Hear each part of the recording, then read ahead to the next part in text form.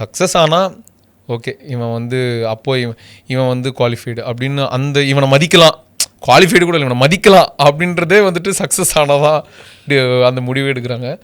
So அதான் இது ஒரு ரொம்ப ரிவார்டிங்கான ஃபீல்டு, அதே நேரத்தில் ரொம்ப மர்சிலெஸ்ஸான ஃபீல்டு. இது கொஞ்சம் கூட கருணையே இல்லாத ஃபீல்டு. ஆனால் ஜெயிச்சிட்டோம் அப்படின்னா எனக்கு இந்த ஜெயிச்சிட்டோன்ற வார்த்தையை சொல்ல பிடிக்கல. சினிமாவில் வந்து ஆர்ட்டில் வந்து ஜெயிக்கிறதுக்குன்னு ஒன்றும் கிடையாது. எல்லாருமே ஏதோ ஒன்று க்ரியேட் பண்ணுறாங்க, வேர்ல்டுக்கு ஏதோ எக்ஸ்ப்ரெஸ் பண்ணணும் தான் எல்லாத்தையுமே பண்ணுறாங்க. அது பெயிண்டிங்காக இருக்கட்டும், ஃபிலிமாக இருக்கட்டும், மியூசிக்காக இருக்கட்டும், என்ன வேணா இருக்கட்டும்.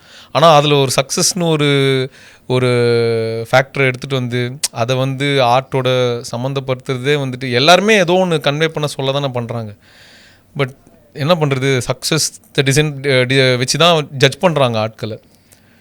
ஜெயிச்சாலே வந்து அடுத்து திரும்ப உடனே ஏதாவது ஒரு ஃப்ளாப் ஏதோ கொடுத்துட்டான்னா, இல்லை ஒரு பேட் ஃபிலிம் கொடுத்துட்டான்னா உடனே அவனுக்கு மதிப்பு கம்மியாகுது.